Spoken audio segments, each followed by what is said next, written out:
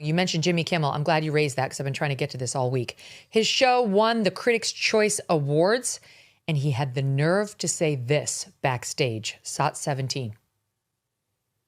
It's interesting. It was almost a near-death experience for me, and of course, not literally, but I did feel a little bit like Tom Sawyer and Huck Finn watching their own funeral when all this stuff happened, and to be here and to see that people reacted to it in a not just a positive way, but in almost a desperate way. We're like, oh boy, when they come after the comedians, this is when we draw the line, and we're very grateful that they drew the line at us. Link, a near-death experience? I mean, how dare he use that term? How dare he use that term? This multimillionaire, privileged asshole sitting out there in Beverly Hills because his show was off the air for 5 days. Right. 5 days. Mm-hmm. That's it. And he wants to use that term.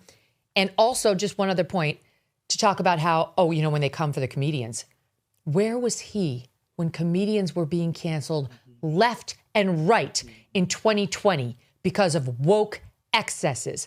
I'll just play you just one. Ryan Long came on our show in May of 2021. We didn't even have video. We were just an audio podcast back then, and talked about this and what he'd been through. He's a brilliant comedian. It's a quick soundbite, but listen to this, SOT 19.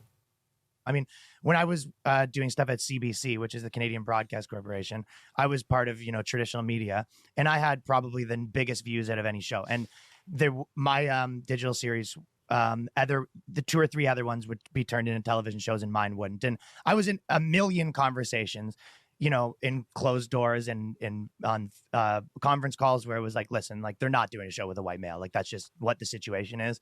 If you want to, potentially we could be partnering with someone that isn't white or whatever it is, right? Like, the amount of these conversations I have, and I go, yeah, okay. So option 1 is I can, stay there and complain. Option 2 is I sort of moved to America and tried to build my own thing. So of course that sucks. And, Tim Allen's getting his show kicked off the air because for no reason when it was a hit. And I've seen this time and time again.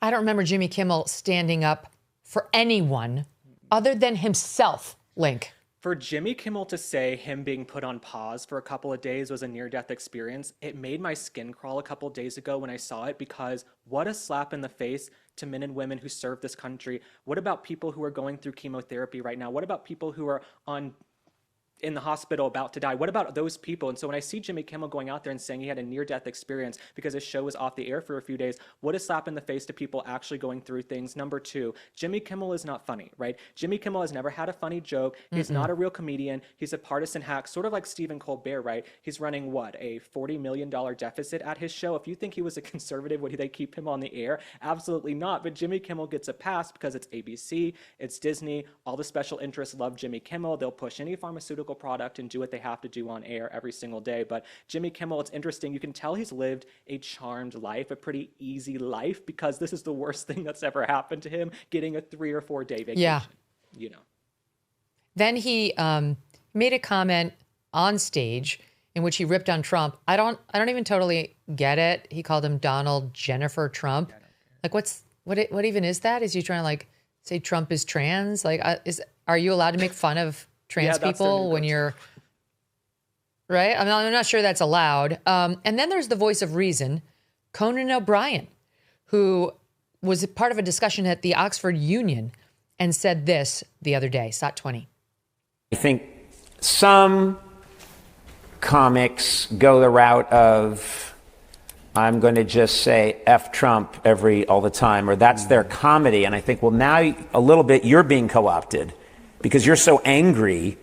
You've been lulled. It's like a siren leading you into the rocks. You've been lulled into just saying F Trump, F Trump, F Trump, screw this guy, and I think you've now put down your best weapon, which is being funny, and you've exchanged it for anger.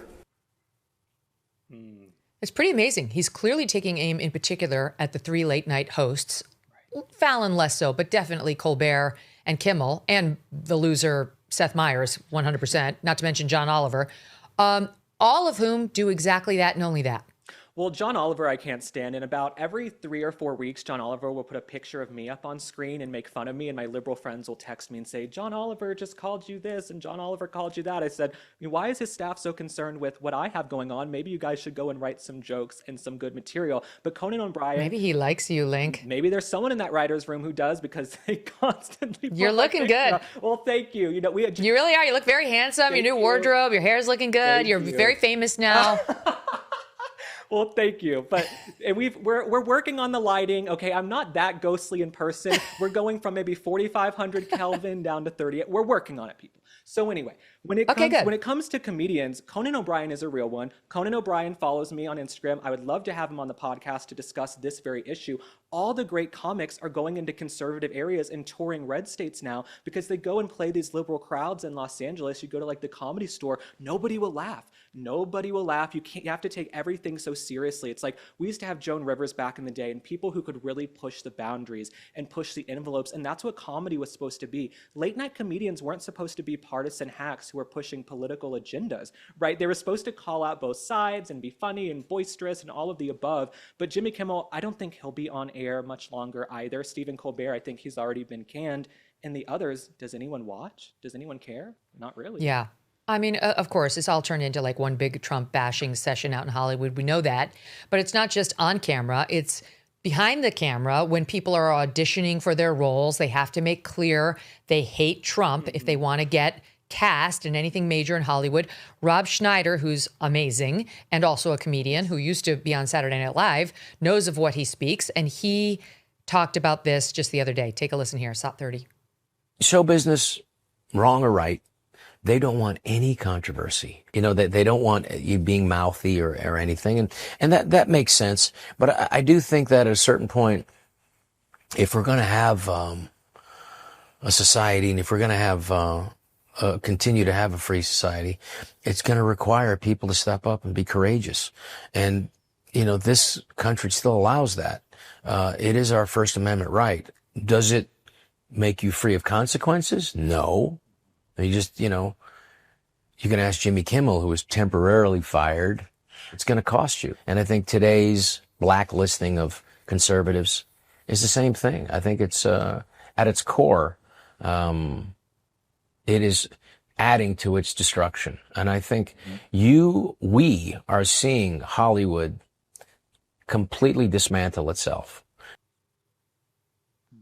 That's an interview with the Epic Times. Right on, Rob Schneider, Link. Rob Schneider has always been a real one. Rob Schneider, Mike Binder, I don't know if you know him. He's a great comedian as well. On the Kennedy campaign, we put on this big comedy show fundraiser in downtown Los Angeles. Rob Schneider came, he performed, he couldn't have been nicer. I was backstage getting people drinks. I think the comedians were mad. We had like water and Gatorade. They're like, where are the real drinks backstage? We're like, this is a campaign event. So no, they were like, where are the real drinks? But Rob Schneider, he's always been a real one, and he's not afraid to call out both sides, and that's what comedians are supposed to do. But it's interesting, in these writers' rooms, the reason Hollywood is going so downhill, the reason you can't find anything good to watch on Netflix is they're capitulating to this small but vocal minority, right? Most people, they're kind of in the middle. They want to pay their bills. They want a country that works for them. They're not crazy, far left deranged people. But when you turn on Netflix, they'll ruin every show by throwing in a bunch of characters that don't fit together just to check boxes. Like for me, right? I'm gay, obviously.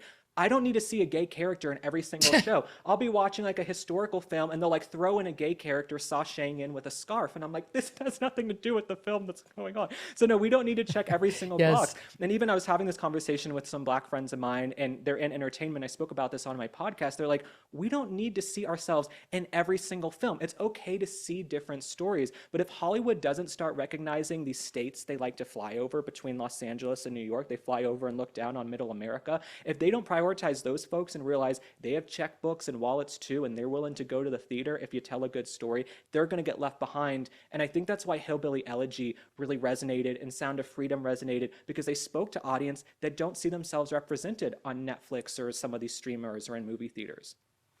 Yeah. I will say and Amazon made J.D. Prime, Vance a star, a huge star. Go ahead. Absolutely. One thing I'll say about Amazon Prime and Jeff Bezos is I love that they're putting out the First Lady Melania Trump's film. They're open to having pretty much anything on Amazon Prime now. And so I love to see that shift in how things are going. So shout out to Prime. I will say that. I can always find something on there. Netflix, Hopefully they're turning over a new leaf because they banned Eli and Shelby Steele's documentary, What Killed Michael Brown, a few years back, which was disgusting. But perhaps we've turned over a new leaf now that we're trying to cozy up to Donald Trump. Whatever, we'll take the fairness however we can get it.